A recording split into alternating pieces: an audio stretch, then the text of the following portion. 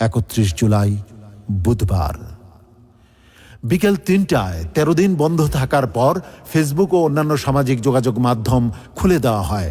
এদিন March for justice বা ন্যায় বিচারের জন্য পদযাত্রা কর্মসূচি পালনের পর ১ আগস্ট শুক্রবারের জন্য নতুন কর্মসূচি ঘোষণা করে শিক্ষার্থীরা। পরের দিনের এই কর্মসূচির নাম দেওয়া হয় remembering hour heroes. March for justice কর্মসূচি পালন করতে শিক্ষার্থীরা রাজপথে আসলে পুলিশ দ্বারা ব্যাপক নিপীড়নের শিকার হয়।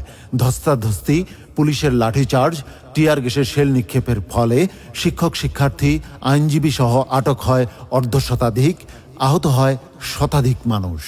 শহীদ পরিবারের সাথে সাক্ষাৎ এবং কবর জিয়ারত করতে চাঁদপুরের শহীদ সিয়াম সর্দার জাহিদ এবং মাদারীপুরের শহীদ নাইমের বাড়িতে যায় ইসলামী ছাত্র আন্দোলন বাংলাদেশের কেন্দ্রীয় সভাপতি নুরুল বশর আজিজি, কেন্দ্রীয় সাংগঠনিক সম্পাদক ইমরান হুসাইন নূর, মানব সম্পদ উন্নয়ন ও কর্মসংস্থান সম্পাদক শেখ মোহাম্মদ মাহবুবুর রহমান, কেন্দ্রীয় প্রচার ও মিডিয়া সম্পাদক ইউসুফ মালিক ও জেলা নেতৃবৃন্দ। শহীদ পরিবারের সাথে সাক্ষাৎ করে তাদের সান্ত্বনা দেন এবং তাদের মনোবল দৃঢ় করতে উদ্বুদ্ধ করেন।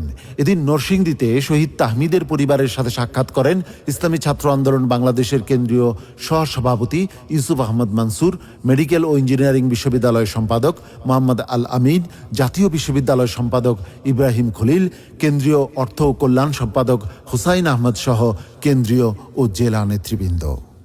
এদিন এক বিবৃতিতে পীর সাহেব চরমনায় আন্দোলনরত শিক্ষার্থীদের ডিবি হেফাজতের নামে বেআইনিভাবে গ্রেফতারের তীব্র নিন্দা জানিয়ে দ্রুততম সময়ের মধ্যে তাদের মুক্তির দাবি জানান।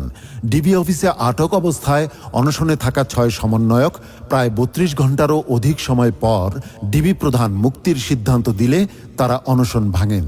এদিন কুষ্টিয়ায় আন্দোলনের নেতৃত্ব দেয়ায় ইসলামী বিশ্ববিদ্যালয়ের শাখার সাধারণ সম্পাদক ইসমাইল হোসেন রাহাত ও কুষ্টিয়া জেলা সাধারণ সম্পাদক সাজ্জাদ সাব্বিরকে গ্রেফতার করে নিয়ে যায় পুলিশ।